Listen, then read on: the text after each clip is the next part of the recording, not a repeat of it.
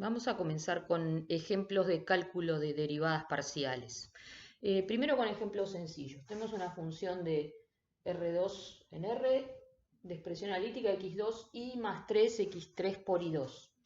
En ese caso, para calcular las derivadas parciales con respecto a x y con respecto a y, como ya vimos en el video de introducción, van a derivar con respecto a la variable x e y usando las reglas habituales de derivadas en R.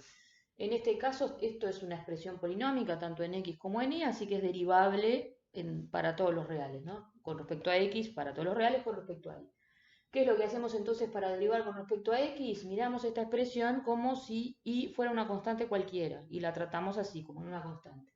Entonces, cuando vamos a derivar una suma, derivamos cada término x2 por y. La y funciona como una constante, así que es y por la derivada de x2, que es 2x, 2xy.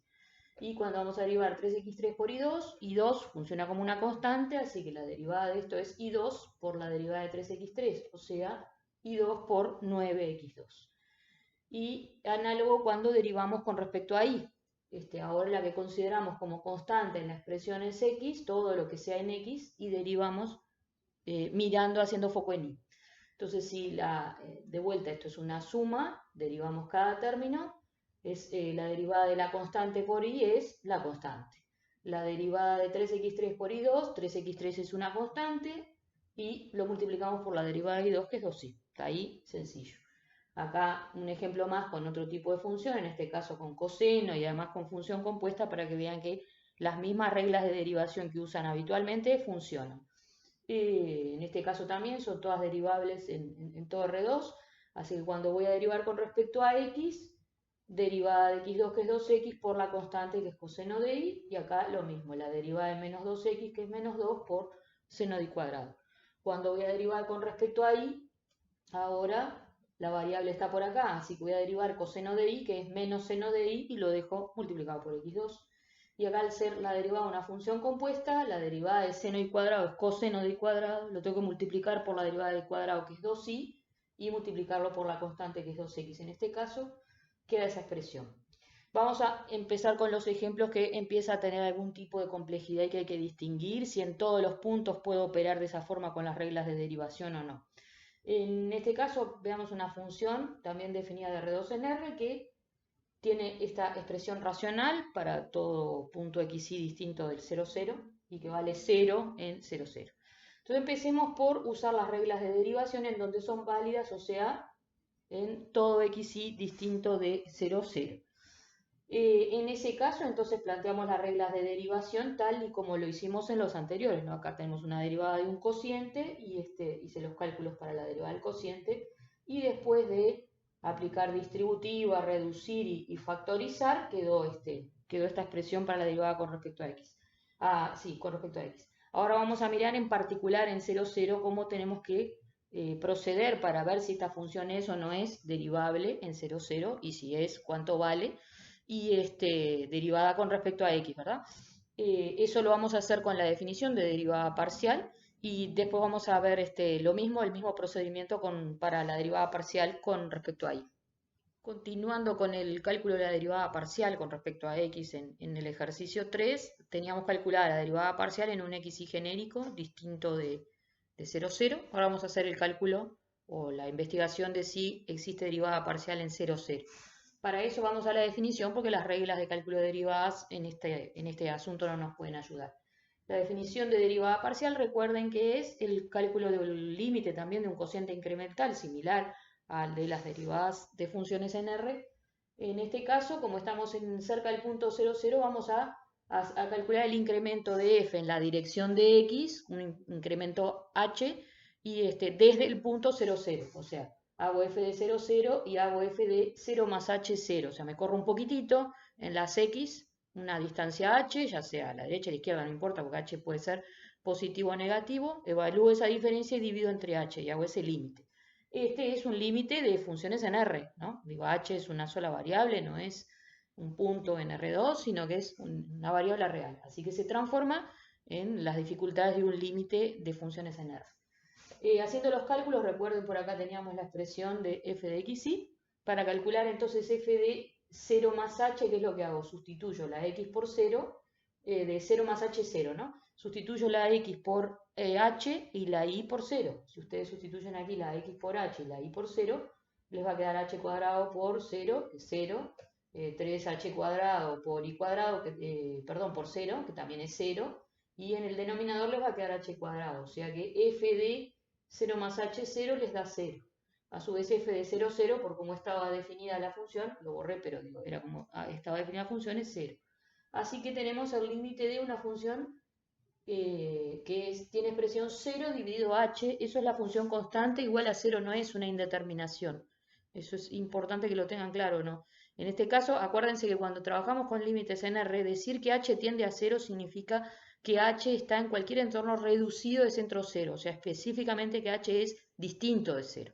Entonces estamos calculando el límite de una función que tiene como expresión 0 dividido algo que es distinto de 0, eso es 0 para todo h distinto de 0 y no hay indeterminación. Entonces, el límite de esa función constante les da 0. Así que esta función tiene derivada parcial con respecto a x en 0, 0 y vale 0. Y hacemos las cosas análogamente para la derivada parcial con respecto a y. Primero calculado por las reglas de derivación en un xy genérico y después investigando en particular en 0, 0 porque las reglas no nos sirven, ¿no? Entonces, para el xy genérico, lo mismo que hoy. Tenemos una expresión racional y hay un cociente en el que la y la tenemos tanto en el numerador como en el denominador y aplicamos las reglas usuales de derivación. Fíjense, revisen los cálculos y luego de desarrollar y reducir términos nos queda esta expresión. Yendo a la cuestión de ver si existe la derivada parcial en 0, 0, otra vez nos planteamos el límite, pero ahora con los incrementos en la dirección de y. Entonces vamos a hacer f de 0, 0 más h, o sea, vamos a incrementar en h desde el punto 0, 0 en la dirección y ahora, no en la dirección x. Y menos f de 0, 0 sobre h. Y entonces de vuelta, volviendo acá a la expresión, hacemos lo mismo para calcular f de 0, h, ¿qué hacemos? Sustituimos la x por 0, la y por h. De vuelta, la x por 0, la y por h, todo este numerador nos da 0, todo este denominador nos da h cuadrado, así que es 0. Nos queda entonces el mismo límite que teníamos antes, de vuelta las mismas consideraciones, es el límite de una función constante igual a 0, es 0. Así que esta función tiene derivada parcial en el punto de coordenada 0, 0 y vale 0. Vamos a ver un ejemplo más de cálculo de derivadas parciales con fórmulas de derivación en puntos genéricos en donde eso es posible y el uso de la definición de derivada parcial en puntos especiales. En este caso, la función que está definida en R2 tiene como imagen raíz cuadrada de x cuadrado más y cuadrado. Empecemos entonces estudiando la derivada parcial en un punto genérico xy distinto de 0, 0. En ese punto genérico distinto de 0, 0, la derivada de la función raíz cuadrada se puede hacer por reglas de derivación. Recuerden la derivada de raíz cuadrada de u es 1 sobre 2 raíz de u por u', y eso lo vamos a usar entonces para derivar con respecto a x. Si derivamos con respecto a x, así nos va a quedar 1 sobre 2 por la raíz que teníamos y vamos a multiplicar por la derivada de esto con respecto a x, o sea, 2x. Simplificando nos queda x sobre raíz de x 2 más y 2. Esa es el cálculo para una derivada cualquiera en un punto cualquiera distinto de 0, 0. Y análogamente se procede para la derivada con respecto a y, por simetrías de la expresión, es exactamente lo mismo. Cuando vamos a hacerlo en 0, 0, nos planteamos la definición, entonces el límite con h tendiendo a 0, como ya vimos en el caso anterior, f de 0 más h 0, o sea, f de h 0 menos f de 0, 0 sobre h. Nos planteamos entonces, sustituimos la x por h y la y por 0 en esta expresión, así que nos queda raíz de h cuadrado, menos 0 sobre h. Entonces, recuerden que es, ¿por qué pongo menos 0? Porque la raíz cuadrada de 0 más 0 es raíz cuadrada de 0, que es 0. Bien, entonces nos queda el límite de valor absoluto de h sobre h. Y ese límite no existe. ¿Por qué? Porque si trabajamos con h positivo o con h negativo, tenemos una expresión distinta, o sea, tenemos límites laterales distintos. Para h tendiendo a 0 por derecha, este cociente da 1, porque el valor absoluto de h es h. Y para h tendiendo a 0 por izquierda, este cociente da -1 porque en ese caso el valor absoluto de h es el opuesto de h. En consecuencia, no existe derivada parcial para esta función, derivada parcial con respecto a x para esta función en 0, 0. Planteamos los cálculos para investigar si existe la derivada parcial con respecto a y en 0, 0 y obtenemos tendríamos que calcular el mismo límite que, lo mismo, no existe ese límite, por lo tanto no hay derivada parcial en 0, 0. Esto fue entonces un pantallazo de cálculo de límites y de cálculo de derivadas parciales, ya sea con fórmulas de derivación o en los casos en los que tengan que recurrir a la definición.